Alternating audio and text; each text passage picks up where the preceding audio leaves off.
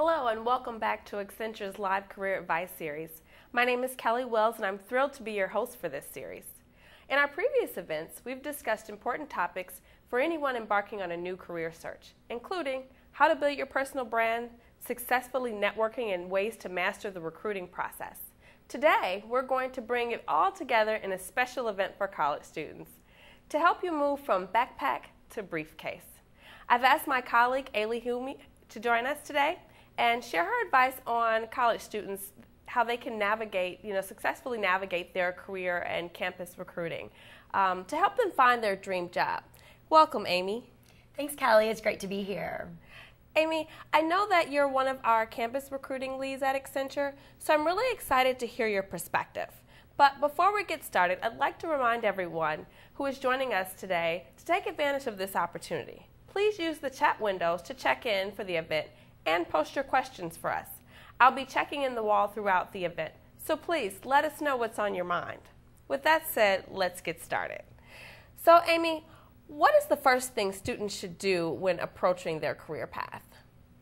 The advice I give to students that are trying to determine their future career path is really to remain flexible and explore a lot of different options. Start early in your college career, or even in high school, and start thinking about what options you'd like to explore. Take some time to understand yourself and think about your skills and the kinds of things you like doing every single day. Make sure you understand what you're passionate about. Then think about which career paths match with your interests and skills. And finally, think about what type of opportunity there is in that field. For example, think about where the world is heading. In the future, there may not be as much opportunity in newspapers as maybe healthcare. So pay attention to what industries people are predicting will be in demand down the road and think about the career opportunities related to those areas. I think it's also important for people not to be afraid to ask for help. I mean, there are so many resources to help students understand their career options. For me, I really look to my parents to help me think of potential careers. I even met a few of their friends to learn more about what they do. Absolutely. Getting a range of perspectives is really helpful. I think the best resource is meeting with Career Center folks on your campus. They can help you learn about how to apply your skills and interests to a field, and also let you know which types of companies recruit college grads. You don't want to get your heart set on working for one company and then find out they don't even do entry-level hiring. I would also encourage students to take advantage of the time companies spend on campus. At Accenture, we do a lot of events on campus where we have our consulting analysts and executives on campus doing presentations, talking about what they do on a day-to-day basis. Go to as many of these types of events as possible. Talk to as many people as you can, find out what they do, what they like about their job, what makes them stay at their company, and how to be successful at their company. These events are a great way to not only learn if that career path is right for you, but if you can also see yourself working for that specific company.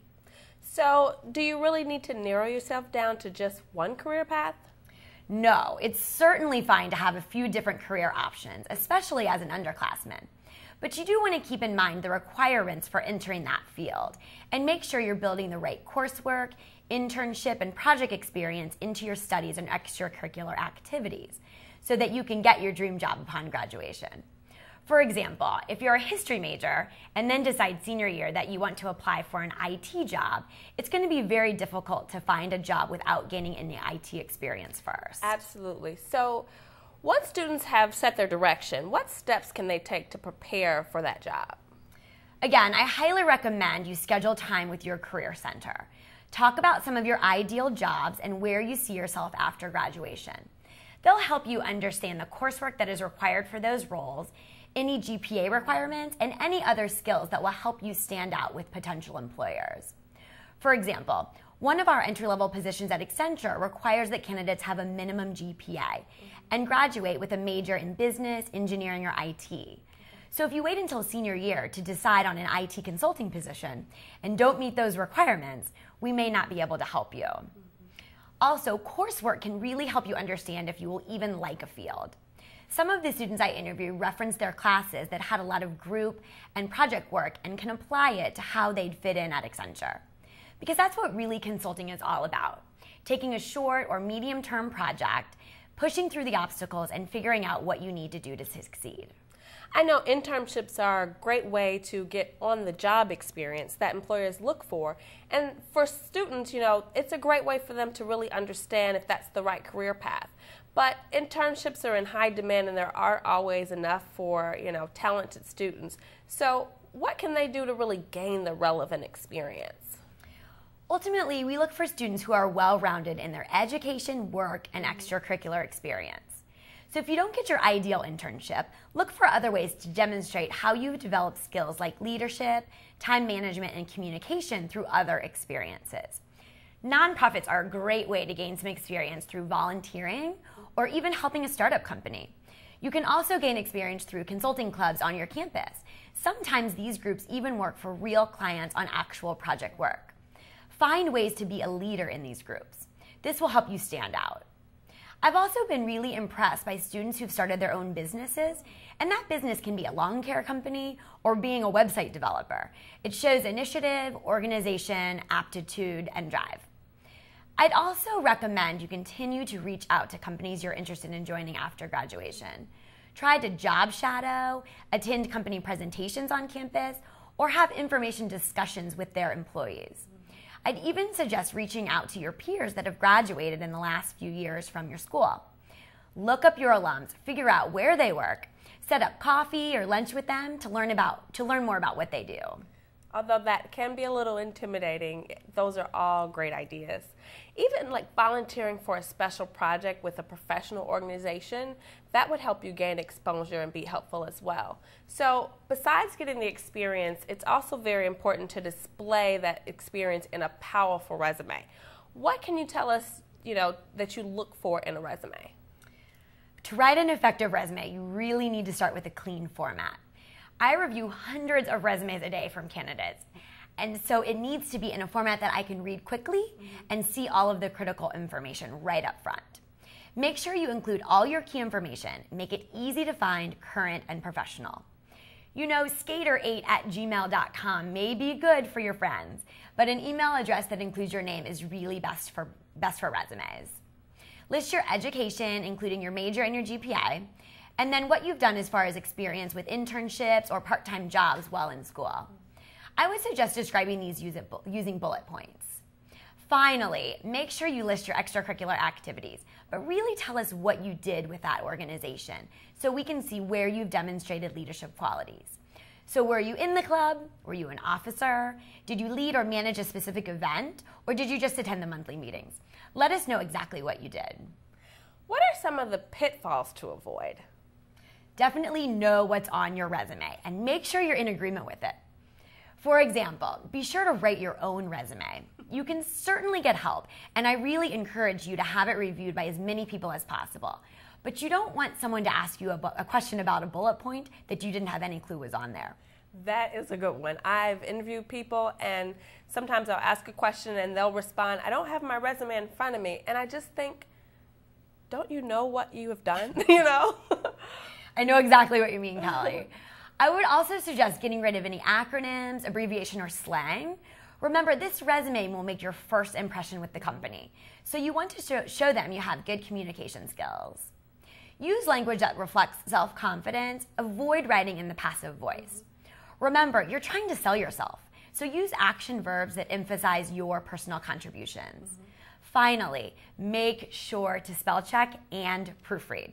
I continue to be amazed at the simple spelling mistakes I see on resumes all the time. I agree. It amazes me. So, is having a resume enough? Absolutely not. It's really important for students to think about their online brand as well. This is really about what you want the world to know about you. So basically, if someone Googles your name, will the content they find about you make a good first impression? I really encourage students to think about it in two ways. First, make sure that you are controlling what information is published about you or by you, so you're protecting yourself. You need to realize that the internet is forever. Everything you do gets documented, archived, and creates your online image. Definitely adjust your Facebook privacy settings. Think before you tweet, and consider who may be reading your blog. We can all appreciate that people have personal lives and enjoy sharing our opinions, but you need to be responsible about what you post. Once it's online, assume it will be there forever and accessible to anybody. Use that as your filter. Second, start thinking about how to build your professional online brand. I recommend starting with LinkedIn. They even have a new student profile that you can use, which helps students demonstrate their experience. Oh, wow. I think that's a great first step for everyone to take is to, Google your name, see what kind of image you're presenting, and imagine yourself in an interview and the manager pulls up your Facebook page. Would you be embarrassed about that? I actually know that happened to someone at another company. I also think ways to start influencing, think of ways to really start influencing what professional content comes up. You may want to set up Google Alert, for your name so that you get notified, anytime something new posted about you comes up. But before we transition to the next topic, I'd like to take a moment to review some of the questions that came in before we went live today. I'd like to take a minute to remind everybody also to submit your question through our chat window. Our first question, let's see here, came in through Facebook, and that is from Jordan. During our last broadcast, Jordan says that he's graduating in May and wanted to know the ideal time to start applying for jobs. Good question, Jordan. Yeah. I think for Jordan, you can never start soon enough. And really for everybody, you can never start soon enough. Jordan is heading back to school this fall, so he definitely wants to be working on his resume now, so he's ready to hit the ground running. A lot of companies start recruiting for full-time hires right away in September when kids are back on campus. So you want to leverage your Career Center, or Jordan needs to leverage his Career Center, and find out when companies he's interested in are coming, what the application process is for those companies, and then make sure to adhere to any deadlines so he doesn't miss out on the opportunity to get a resume. Absolutely. Or to get an interview, excuse me. Yeah, absolutely. And then, for underclassmen, so maybe those that are looking for internships, they need to really check with their Career Center and see when those companies will be recruiting for internships. Some companies recruit for internships during the fall, and some wait until the spring. So definitely important to leverage the Career Center to find out all the information about the companies that will be coming. That's great advice. So on the same page, we have Lena asked us on Facebook yesterday about which positions to apply for. She, said, should she apply for the management consulting in general or to a specific field like strategy? It really depends on what you're looking for. You need to really take a good look at what your skill set and background brings to the table and how it best matches up with what the company requires for that position. At Accenture, we predominantly recruit for 3 positions on campus. So you'll want to go to your Career Center, or if we're not coming to your school, you can go to our Accenture website, our Accenture Careers website, and look at the requirements and the job description for those 3 positions. See which one kind of best matches up with your skills and background, and then apply to that position. Okay. Now, there was one question that came in a few times before we went live for the event, and that was about career opportunities for international students. Let's see, that's the million-dollar question. Accenture is a global company, so we have opportunities for students all over the world. Within North America, there are certain requirements around citizenship.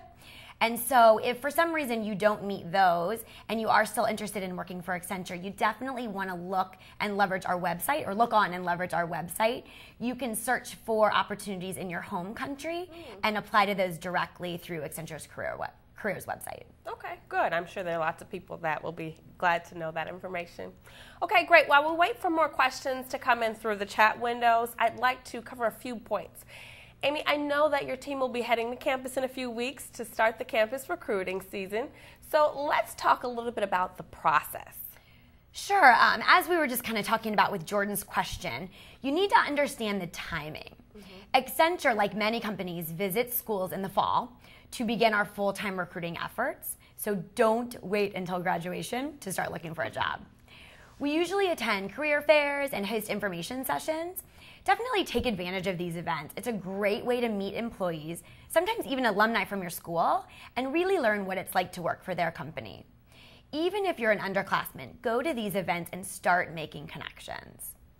Next, you want to contact your Career Center services to understand the company deadlines and application process for on-campus interviews. Be sure to apply by any resume deadlines for a chance to be interviewed on campus. I remember this being a really, time-consuming between class and work.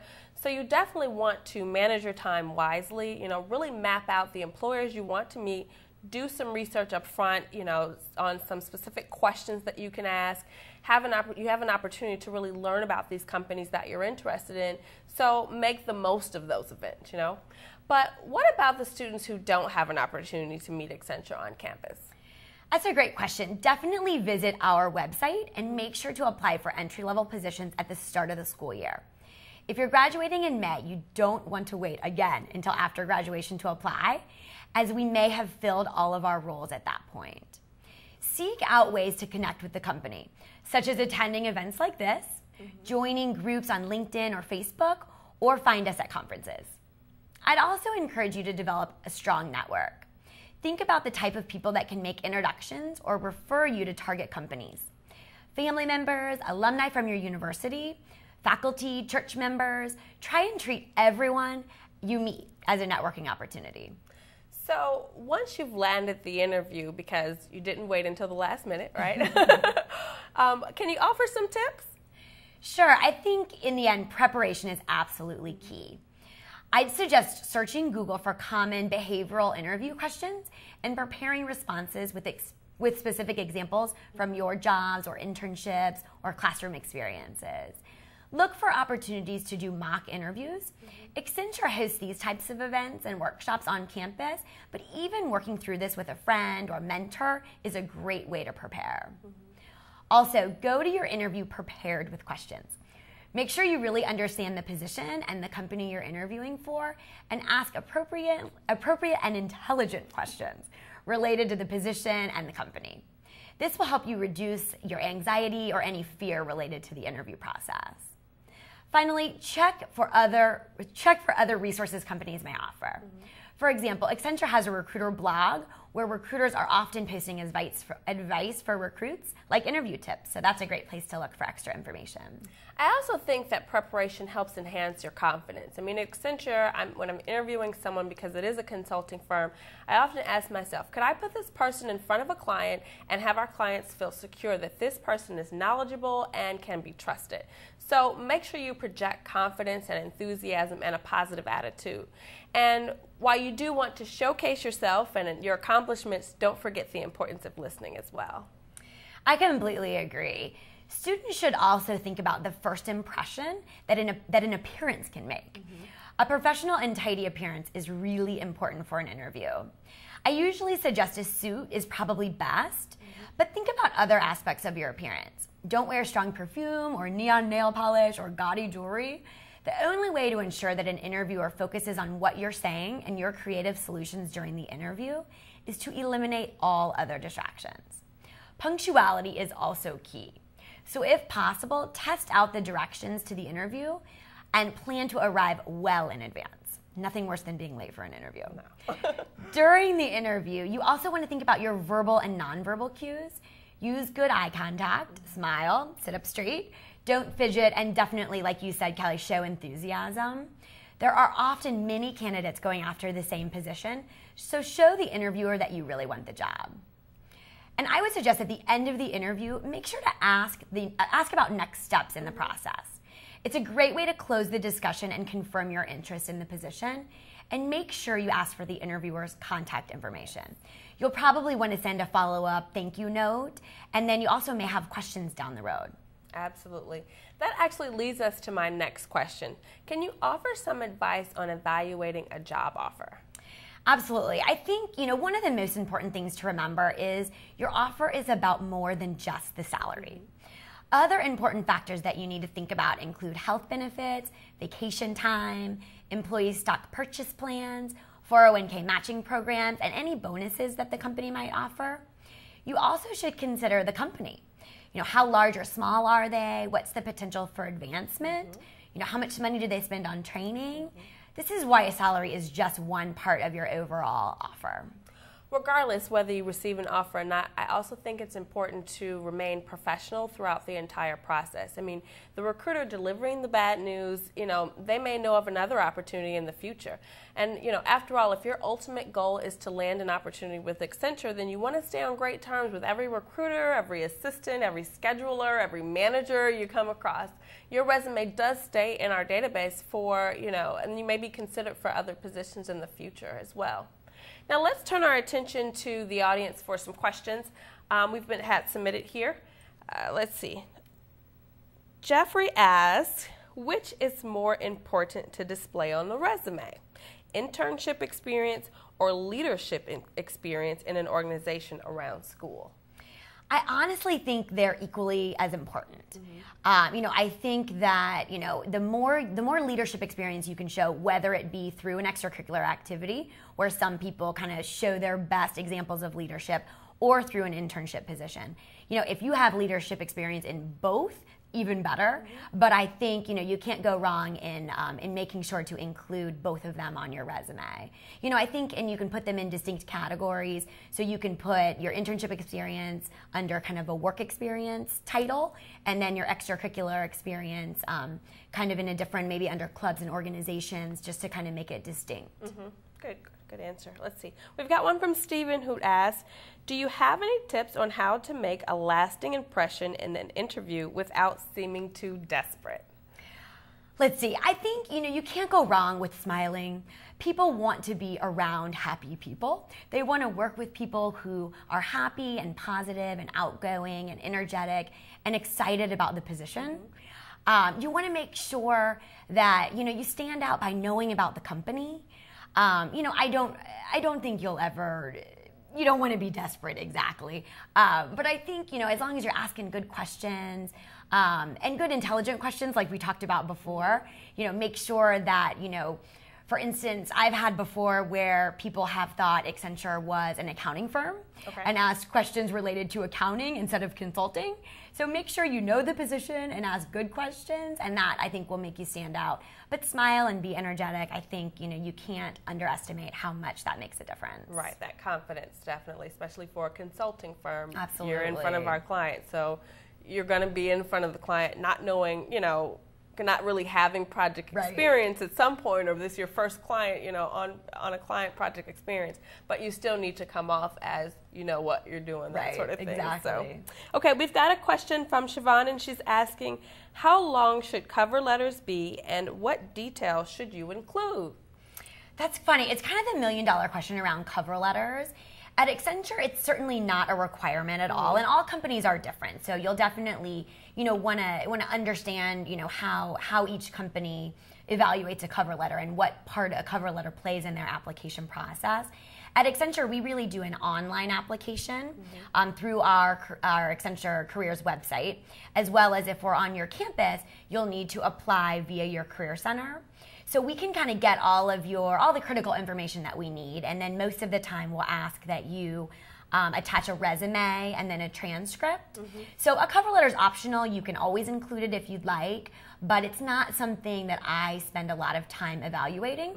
So I would spend more time preparing for your interview and I guess researching the company, less time on your cover letter, at least at Accenture.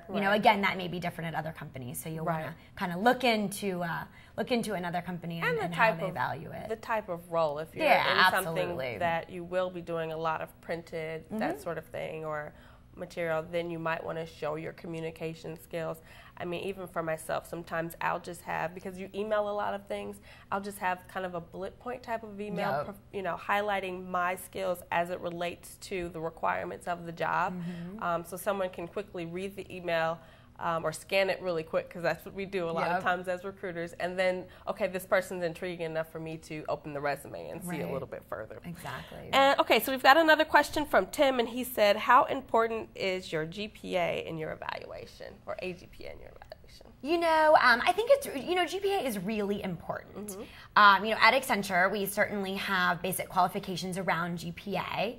So it is important that you try to study and focus on your classes and really get that GPA, up to as high as you can. It really kind of helps you stand apart from other students. As we talked about before, a lot of students are applying for the same position. So, the higher the GPA, I think, the better. So if you're an underclassman and have time to, focus a little bit more on your studies and really get that, as high as you can before you start that full-time job process or job search process, I think it's best. I think it's also good to, if you did have, for instance, maybe a semester where your GPA dipped a little, have a good story around that and make sure that there was a reason. Potentially maybe you changed a major or had to spend some time focusing on something else. So kind of be able to discuss a reason that you may have had a dip or that maybe things haven't remained as fluid as you would have hoped they would be. But definitely, the higher the GPA, the better. The higher the better, but I wouldn't say, don't count yourself out necessarily because every company has different parameters. Absolutely. Some companies have very strict guidelines, and some companies, don't look at the GPA at all. So it just really depends. Some look at your major GPA and not your overall GPA. So it really just depends. And the other thing I would add to that, Kelly, is that we understand that some coursework and programs are a little bit more difficult than others.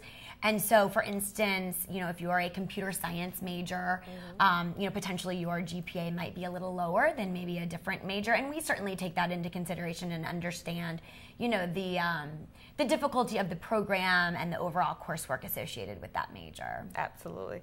Okay, we've got another question in from John, and he's asking, you mentioned formatting and keeping resumes simple for the purpose of your systems.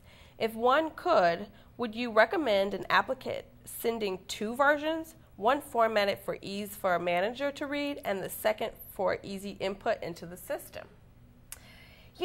I honestly don't think you need to do 2 resumes for the same company. You may want to think about altering your resume if you're applying to different types of companies. So for instance, one resume for consulting opportunities, another resume maybe if you're looking at investment banking opportunities, just because some of the skills that are needed may be a little different. You may order things differently or highlight different things. So maybe different resumes for different types of industries or different jobs, but I don't think you would ever need 2 resumes for the same position.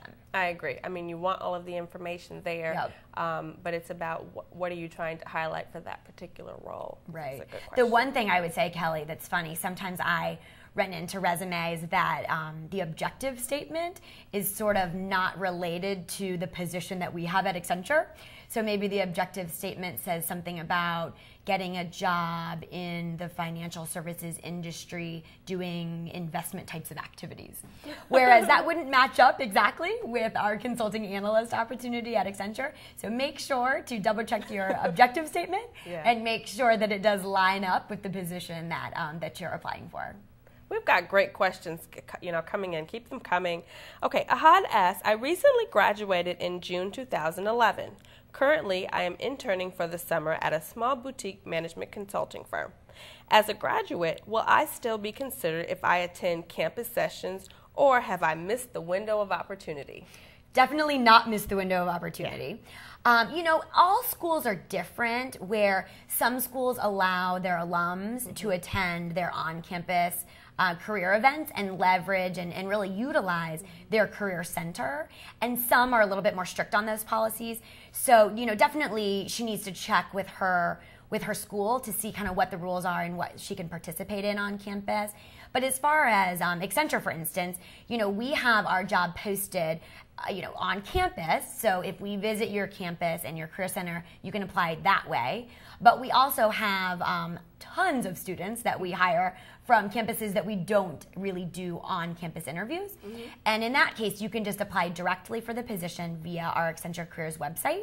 So whether you're an alum, like she is, or a recent alum, like she is, or just attend a school where we don't conduct interviews on campus, you can just leverage, or they can just leverage our careers website to apply directly for the job. And that way we'll have their application and can review it. Yeah, and I mean, I would shoot for both avenues. It doesn't hurt. Yeah, absolutely. If it's something that you're really interested in. Okay, we've got another question from Tim. Is it a good idea to include my LinkedIn page on my resume?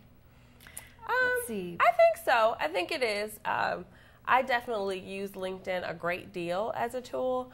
And I think a lot of times managers they will do a search and look for your LinkedIn page and look for, your Facebook page and see kind of what information is out there on you.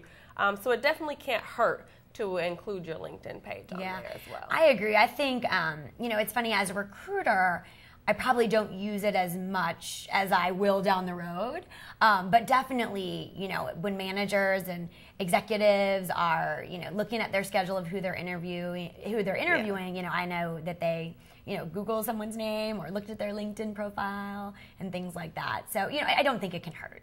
It can't. And that might be the difference. Like, you focus more on campus recruiting, right. So you probably don't utilize it as much. But I focus more on more experienced people or more seasoned people, and I use it all the time. Yep, in fact, we actually have a tool that I can go into LinkedIn and actually recruit people through LinkedIn. Right.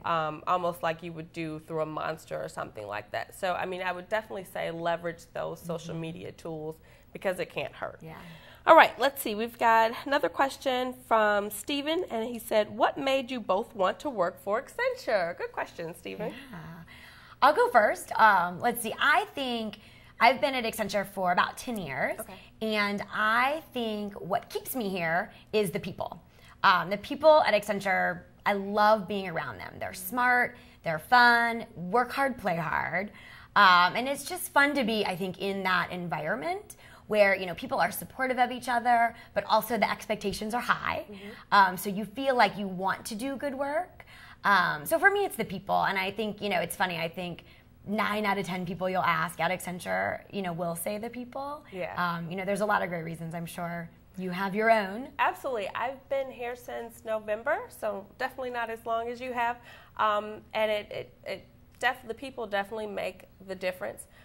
It's a very kind of fun, and you feel comfortable sharing your ideas. Everyone is really enthusiastic about it, and very team environment. And sometimes you'll go places and people will say, oh, this is how we are, and you find out it's a little different. But here it's actually like that. You feel immediately a part of the team, and that you can be open and share, and definitely have a lot of growth as well. Unfortunately, that's all the time we have today. I'd like to thank my guest, Amy Hooley, for her time today and very insightful information. Thank you, Amy. Oh, sure. Thanks, Kelly. Thanks for having me. And finally, thanks to all of you for joining our broadcast. We hope this helps you navigate the campus recruiting process. Thanks again for tuning in, and until next time, have a great day.